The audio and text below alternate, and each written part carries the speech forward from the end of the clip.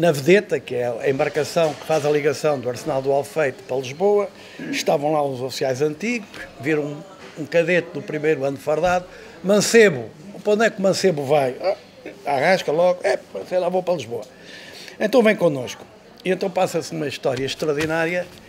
Eles levam-me para o Ateneu de Lisboa, não sei se conhecem o Ateneu de Lisboa. Levam-me para o Ateneu de Lisboa e então havia uma reunião clandestina de oficiais de Marinha sobre frustrações profissionais. Estavam aí uns 60. Agora vejam o que é um tipo fardado branco a passar nos elevadores do Ateneu, que são em grade, portanto as meninas a fazer ginástica e o pássaro a voar lá para cima. Aquilo deu logo mau resultado, porque então o que é que está aqui a fazer o garoto, ainda por cima fardado? Uma reunião que vamos fazer aqui de frustrações profissionais. Bem, mas o que é facto é que o garoto ficou lá. O garoto ficou lá e foi aí nessa reunião que nasceu a insípida estrutura clandestina dos oficiais de Marinha, que uns anos depois vieram a enquadrar o movimento das Forças Armadas. Ora bem, e foi assim que se criou uma organização clandestina dos oficiais de Marinha, dos quadros permanentes, subalternos, cujo objetivo primeiro era intervir junto dos oficiais, sargentos e praças na luta nas eleições que se iam processando desde 67 até o 25 de abril. E depois começar a debater a luta contra o fascismo. A Assembleia do MFA era a estrutura dos três ramos das Forças Armadas, que no fundo fazia o papel de uma Assembleia da República atual, quer dizer, era ali que se estabelecia a luta política, era ali que os militares que tinham o poder, nomeadamente, quer estavam no governo, quer a Comissão de Coordenação, quer a própria Junta de Salvação Nacional, prestava contas. Aquilo era muito interessante porque naquela altura dava-se um sarilho do caraças e começavam os tipos do exército a contar armas. É assim, porque é assado. Agora, também é outra coisa, só para entender é isto, porque é que foi possível que oficiais subalternos dos quadros permanentes, reparem, dos quadros permanentes das Forças Armadas fizessem um golpe de Estado. É que o 25 de Abril foi um golpe de Estado que, posteriormente, com a adesão do povo de Lisboa, fundamentalmente, se transforma em revolução. Mas o 25 de Abril foi um golpe de Estado. Ora bem, com a guerra, antes da guerra de Goa, quem é que ia para o oficial das Forças Armadas? Eram os filhos de família, que não tinha problemas, a vida era boa, jogava-se ténis, jogava-se bridge, não havia grande problema, tínhamos a nossa vida, tínhamos um prestígio social, eu ainda me lembro de andar fardado na rua e ter prestígio social, antes do 25 de Abril. Com Goa, as elites nacionais deixam de ter qualquer interesse em ter filhos dos quadros permanentes das Forças Armadas. E o que é que acontece em consequência disso? Dá-se a alteração da natureza de classe dos oficiais subalternos. Em vez de serem das grandes classes sociais, passaram a ser da pequena burguesia. Não é? E este fator é que vai ser determinante para o 25 de Abril. Eu digo isto porque muita gente não consegue entender como é que é possível os oficiais dos quadros permanentes das Forças Armadas subalternos tenham feito um golpe de Estado. Reparem, um golpe de Estado que é ao serviço do povo português inequivocamente, que é fácil de provar. As canções que se ouviram, nomeadamente o Grande Lavraga Morena, mas se não fosse o Grande Lavraga Morena era Venham Mais 5. Não foi o Venham Mais 5 porque a censura da Rádio Renascença não deixava passar o Venham Mais 5 do Zeca Afonso. Mas se não se sabe por que razão qualquer, a Grande Vila Morena, a censura da Rádio Renascença deixava passar. Agora reparem a letra da Grande Vila Morena. O povo é quem mais ordena dentro de a cidade. Estamos num regime fascista, que a seguir a ruptura com o regime fascista se anuncia como um grito de liberdade ao seu povo. Portanto, os militares foram capazes de facto de fazer isto. Nessa altura, os militares todos, estes militares do MFA, sabiam perfeitamente o que não queriam. Não queriam a guerra colonial, não queriam um partido único, não queriam a PIDE, não queriam a imigração do nosso povo, queriam infraestruturas a servir o povo, queriam escolas, queriam a descentralização administrativa, queriam uma Assembleia da República votada pelo nosso povo com os partidos políticos. Pronto. É mais ou menos o que vos posso dizer. Portanto, sabíamos que queríamos isto. Para nós, quem é que governava Portugal? Era um partido único, ao serviço do grande capital que fomentava, servindo-se de uma PIDE para possibilitar a acumulação do capital, porque qualquer trabalhador que numa fábrica refilasse era visitado pela PIDE, e se tivesse o azar de se pensar que era do Partido Comunista, então estava feito de um bife, não é? Portanto, havia a censura, não é? A censura é mais que conhecida, não é? Portanto, qualquer jornalista, qualquer escritor, qualquer ator não podia dizer o que queria porque havia a censura, os coronéis do exército com lápis roxo faziam a censura. Houve um jornal aí português que publicou há pouco tempo os livros proibidos pela censura, com os riscos e tal, era uma coisa muito interessante. E, portanto, já vimos que havia uma Assembleia Nacional que era um partido único, não é? As eleições eram perfeitamente manipuladas por forma a que não houvesse oposição. A imigração era um fator real, a fome era concreta, falta de infraestruturas públicas no país era uma evidência, falta de escolas, falta de liceus era outra evidência, havia a escola industrial e comercial e depois havia o liceu, por forma que a divisão da juventude, em termos de luta de classes, se estabelecesse logo ali. Quer dizer, o filho do padreiro só excepcionalmente é que ia para o liceu. E o filho do doutor só excepcionalmente é ir para a escola. Eu, por exemplo, filho do doutor, fui para a escola por uma razão muito simples. É que para ir para o liceu, no ditado de entrada, só se podia dar 5 erros. Na escola podia-se dar 11. É a Marinha, o grande papel da Marinha, no 25 de Abril, é dar a estrutura política. No 25 de Abril, houve logo um golpe de Estado. Contra-golpe de Estado, feito pelos pinolistas. Ou seja, o papel do MFA era garantir aquele programa que abraçasse os portugueses no seu geral. O Spínola não queria nada disso. O Spínola queria se livrar, queria ir para o poder, queria manter a PIDE, não queria soltar os preços políticos, queria manter a descolonização, as colónias como elas eram. Em relação ao colonialismo e à descolonização, eu vou dar um ponto, porque a descolonização traumatizou milhares e milhares de portugueses. E é preciso também entendermos porquê. Pronto. Portanto, em relação ao primeiro grande golpe que nós tivemos foi o Spínola. Reparem bem, nós na tropa, quem manda é o mais antigo. Portanto, quem devia ir para a presidência da República era o Costa Gomes, mais antigo que o Spínola. Ora, o golpe processou-se logo ali e ficou o Spínola. Até é engraçado porque o Salgueiro Maia, que era um tipo que eu conheci muito bem, até, aliás, vivemos nos Açores na mesma casa durante 2 anos, o Salgueiro Maia era um gajo especial. Reparem bem aquela cabeça. Sai de Santarém, chega a Lisboa, Avenida da Liberdade, sinal vermelho, para a coluna, para cumprir as regras de trânsito. Isto é o Salgueiro Maia. Eu quero-vos dizer que isto funcionava autonomamente o PCP. Havia um ou outro militar que antes de 25 de Abril era do PCP, não é? Eu próprio tenho que confessar que antes de 25 de Abril era do PCP. Mas estou convencido que a nível de oficiais dos quadros permanentes éramos 2 do PCP. Eu fui apanhado precisamente pelo gajo cadete que me fez praxe, que é um tipo conhecido, que fez parte do Conselho da Revolução, que é aquela família Miguel Judas, um foi da Intersindical, portanto, eu fui, digamos, apanhado por aí, mas a nossa estrutura não tinha relações com o PCP. Até ao 25 de Abril, não tinha. E depois, as poucas que teve, foi com muito cuidado, porque a malta tinha decidido não deixar que os partidos políticos invadissem e nos dividissem. O MFA constituiu-se aí 6 meses, 7 meses antes de 25 de Abril. E a maioria da malta do MFA não tinha nada a ver com o PCP. A área é o braço armado do PCP. Pronto. Ou seja, na guerra, eu conheço um artista plástico famosíssimo, que se chama António Inverno, infelizmente está a morrer, que o gajo era furriel na Guiné, e quando o mandavam pôr minas, o António Inverno,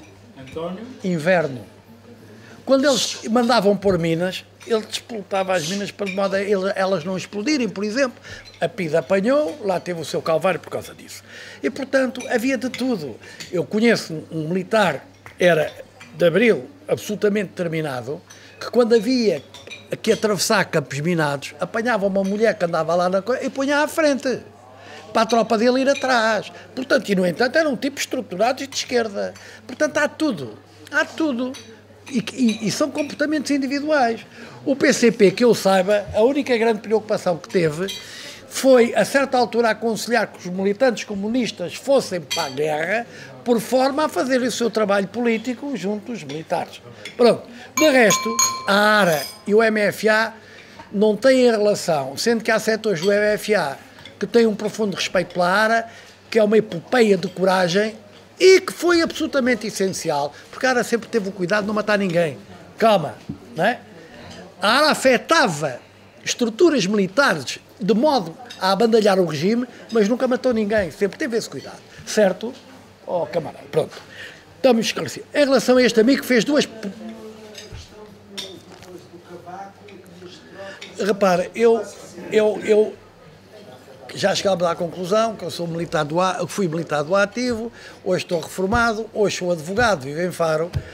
É notório que a vida hoje da estrutura militar, não a sei. E se há movimentos menos claros dentro das Forças Armadas, não me vêm dizer. Pronto. Em relação àquilo que este senhor disse, é uma coisa importante, que é o seguinte. Quem ganha, ganha. E quem ganha faz a ideologia e faz a história. A geração que fez o 25 de Abril, no sentido de libertar o nosso povo, perdeu. Só vos vou dar um exemplo. Por que razão? Gajos extraordinários, como o general Vasconcelos, gajos extraordinários, não têm praticamente rua nenhuma, e o Sá Carneiro, que nós sabemos quem é, tem o aeroporto Sá Carneiro no Porto. Isto é a guerra ideológica que até se faz no nome das ruas e das praças. E a malta, mesmo a malta de esquerda, não percebe que esta guerra é decisiva, não é? Para que a história se possa fazer de qualquer maneira, não é? Pronto. Agora, eu tenho uma filha de 11 anos. Estou velhote, mas tenho uma filha de 11 anos. É? A minha filha, há 2 anos, na escola disseram-lhe assim: fazes favor, vais fazer uma redação sobre o 25 de Abril, e uma das perguntas que faziam era se conhecia algum militar de Abril. E ela chegou a casa e disse: oh mãe, tu conheces algum militar de Abril? E a mãe disse: olha, essa conversa não tem contigo, tens com o teu pai. E então a filha de 11 anos apercebeu-se que o pai era um militar de Abril e que muitos dos amigos do pai que iam lá à casa eram militares de Abril, não é? Pronto. E então, minha filha. O meu filho que tem 8 anos, esse é diferente, porque a mãe é Gonçalves e o gajo tinha que ser Vasco. Portanto, o gajo é Vasco Gonçalves. E então, a malta de Marinha, quando telefona, não pergunta pelo Vasco Moraes, pergunta pelo Vasco Gonçalves. E ele já percebeu que tem um nome absolutamente especial. É evidente. Já viu os cartazes, com a fotografia do Vasco Gonçalves, já lhe vou falando no Vasco Gonçalves, e ele hoje tem um profundo orgulho do nome que tem. Eu fiz a guerra toponímica em casa. Não é? Está certo? Está. Pronto. Portanto, eu tenho andado nas escolas. Agora andei. Mas uma vez fui para a Feira do Alentejo. Cheguei e era uma mesa composta de todos os partidos, numa escola e tal. O Presidente da Assembleia Municipal e eu, militar de Abril, eu. O Presidente da Assembleia Municipal era um médico do PS, latifundiário alentejano, e fez a sua intervenção dizendo para os meninos que estavam à frente dele que tinha sido muito bonzinho para os avós deles porque lhes tinha dado muitos medicamentos. E os putos estavam todos a dormir. E eu olhar para os putos, tudo a dormir. E eu já sabia que ia fazer uma intervenção para os putos, tudo a dormir. E então, virei-me para os putos, quando era eu, e disse assim: vocês falam-se tanto no 25 de Abril, vocês chegam a casa, veem a vossa vida, e perguntam assim: mas o que é que afinal de contas o 25 de Abril teve assim tão importante, como perguntou ali alguém, não é? O que é que o 25 de Abril teve tão importante? Lá caí-me, e eu disse: é que vocês hoje, para perceberem o 25 de Abril e as suas consequências, têm que entender que houve um 25 de Novembro. O Presidente da Assembleia Municipal virou-se para mim e disse: mas eu só venho para aqui fazer política. Eu disse: ó meu amigo, eu para estar aqui fiz 300 km para cima e vou ter 300 km para baixo. Eu sou militar de Abril, sou convidado como tal, eu venho fazer política. Então abandona a sessão. Saiu. Os putos estavam todos a dormir, ficou tudo acordado. Foi uma sessão porreira. Não é? Viram o gajo a sair. E depois, os partidos políticos, todos eles, a pedirem-me desculpa do incidente. E eu disse, para mim não houve incidente nenhum. Correu tudo bem, foi tudo bonito, está bem. Agora andei nas escolas, em Monte Gordo, os professores disseram-me assim, isto é uma escola problemática, que eram todos os alunos da coisa de história, com os professores de história. Correu extraordinariamente bem, ou seja, desde que se explique, isto no fundo é uma história extraordinária de aventura. Há aí que contar bem. Então um puto não gosta de uma história extraordinária de aventura que dignifica o ser humano enquanto tal, porque cria as energias necessárias para libertar um povo, para dar dignidade à pessoa humana. Gosta, tem é que se lhe contar. Não permitem é contá-la. Os militares de Abril tinham como seu projeto de vida entregar o poder aos civis.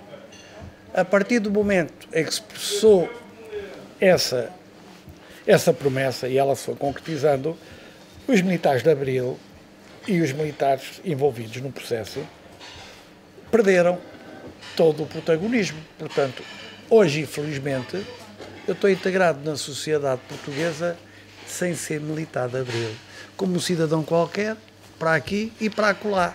E isso, até para mim, para a minha cabeça, é saudável. Portanto, com o 25 de novembro, ganharam as forças portanto, que foram base social de apoio para consolidar a Revolução de Abril, mas aliadas ao 24 de Abril. Daí que os proprietários das grandes empresas, dos monopólios, os tenham recuperado. Não é? O Melo apareceu, os Quinas apareceram, o Champalimu apareceu, e assim sucessivamente. Portanto, ou seja, a derrota do 25 de novembro, na minha opinião, traduziu-se na interrupção de um processo que visava a transformação das relações de produção por forma a atenuar a exploração do homem pelo homem. E o que veio foi novamente a exploração do homem pelo homem, que foi-se processando na luta de classes, não é? Vencendo barreiras, até que chegámos onde chegámos. Agora, para conhecer e para perceber o 25 de Abril e os seus efeitos, tem que se perceber que houve um 25 de Novembro. Nós negociámos como pudemos a descolonização. Quem está do lado de lá está de armas na mão e está potencialmente vitorioso. Nós potencialmente estávamos a perder todas as guerras. Oh, desculpe, não. Por exemplo, na Guiné, não sabe, eu estava na Guiné. Na Guiné, a partir do momento em que o PAGC foi armado com mísseis terra-ar, a aviação começou-se a recusar a voar. E como é que se ganha uma guerra de ocupação sem aviação? E a malta... Agora, a descolonização da Guiné só havia um partido. E mal se fez o 25 de Abril, as tropas portuguesas e as tropas do PAIGC abraçaram-se contentes da rua porque já sabiam que aquilo tinha acabado. Não houve drama na descolonização da Guiné porque era só um partido. Em Moçambique também não houve grande drama porque era só um partido. Em Angola eram 3 partidos. Mas não se esqueça que há um partido que é o OMPLA, que é um partido revolucionário. Na altura era um partido que representava aqueles gajos que lutavam contra a exploração do povo angolano. E depois havia um partido, que era um grupo terrorista do norte de Angola, a Talupa, grupo terrorista apoiado pelos Estados Unidos, que fez o que fez em Angola e tendo tido do exército português respostas canalhas terroristas inaceitáveis. E depois tinha a UNITA, que foi feita pela PIDE. A malta desconhecer que a UNITA foi feita pela PIDE, não vale a pena discutirmos isso, que é ir à Torre do Tombo. A PIDE e o exército português fomentaram o aparecimento da UNITA para pôr a UNITA à pegada com o MPLA. Não é? A UNITA era um braço armado português. Não é português da PIDE, calma aí. Portanto, isto é que é a realidade dos factos. Ora, havendo já uma guerra civil em Angola, como é que o meu amigo quer fazer a descolonização e a harmonia? A correlação de forças é que funcionou. Vamos abrir. A correlação de forças é que funcionou. Sabe como é que eu gostava que tivesse sido a descolonização em Angola? Criadas as condições para que os portugueses lá ficassem, percebendo que aquilo era outro país e que tinham que respeitar. Não é? Ora, o português não foi muito feliz nas opções que fez perante a Guerra Civil Angolana no processo da descolonização. E pagou as favas, não é? pagou, e às vezes pagou o justo pelo pecador. A minha família, como eu já disse àquele senhor, a minha família, ele pensa que não. Provavelmente eu sou de sangue, de genes, mais angolano que ele. Não é? Porque eu sou o segundo branco da minha geração. Eu ainda posso ter filhos negros, leis de Mendel, netos negros e bisnetos negros. Portanto, angolano. Em relação ao Amílcar Cabral, eu tive um incidente na minha vida que não levei a sério. O Amílcar Cabral foi morto pela PIDE, não foi pelo Spínola. E o ativista mais importante para a morte do Amílcar Cabral, aqui o doutor conhece, era um oficial de marinha que morreu há pouco tempo, que se chamava Alpuim Galvão. Que era para ser o substituto do Silva Paz na PIDE. E só não foi o chefe da PIDE no 25 de Abril por uma questão de semana ou de dias. Portanto, este golpe foi feito através, que o senhor conhece, doutor, lembra-se de um comerciante na fronteira ao pé de si, chamado Mário Soares? Pronto, não é o nosso político. Portanto, o golpe é todo feito ali, a PIDE, através deste Mário Soares e tal, que não é o Dr. Mário Soares, consegue-se introduzir no MPLA e matar em Conakry o coisa. Em relação ao hotel e ao seu passado antes de 25 de novembro e de 25 de abril, há muitos militares, o que é normal, terem esse passado. Nós éramos obrigados a frequentar a Mocidade Portuguesa. Muitos de nós frequentavam, eu por acaso, olha, nem Mocidade Portuguesa nem nada, mas por mero acaso. Não é? Se o papá me tivesse mandado para a Mocidade Portuguesa, ou se o reitor me mandasse ir para a Mocidade Portuguesa, eu ia, e aqui era porreiro, faziam-se aqueles acampamentos, lembro-se. Era uma brincadeira. Portanto, o Spínola, a força do Spínola está por um ato de inteligência, um golpe que ele faz durante muitos anos. É que o Spínola constrói dentro do exército um exército independente. São os chamados spinolistas. Portanto, os spinolistas, e daí a força dele. E, portanto, o Spínola não brincava em serviço. O Spínola não brincava em serviço. E o que é que ele fazia? Ele promovia os oficiais por distinção. E então punha jovens oficiais a ultrapassar outros. Estamos a falar no Almeida Bruno, coisa. Quer dizer, o gajo tinha uma equipa. E vocês reparem, antes de 25 de Abril, houve uma coisa que se chamou 16 de Março. 11 de Março. Foi o 11 de Março ou 16 de Março? 16 de Março. O que é que acontece? O Spínola, quando sabe que o MFE vai sair para a rua, antecipa-se. E vêm os gajos das Caldas da Rainha, por ali abaixo, e então são presos na Vila Franca de Xira. Está claro. Pá, tu és um herói para enfrentar esta coisa. Eu não enfrentei nada, porque eu não tinha medo, não tinha hipótese de ter medo. Era jovem. Vocês já viram a PIDE prender 400 oficiais do ativo subalternos? Pá, isso era uma impossibilidade. Uma impossibilidade. Ora, se isso era uma impossibilidade, onde é que está a ameaça? Nós funcionamos, de facto, sem ameaça. Será desta vez que o comandante Moraes, neste caso o Causídico Moraes, avança finalmente para uma candidatura, seja por que força for ou independente? Disse-me o engenheiro Coelho que estará ao seu lado se fizer falta, quando fizer falta. Eu não seria muito inteligente.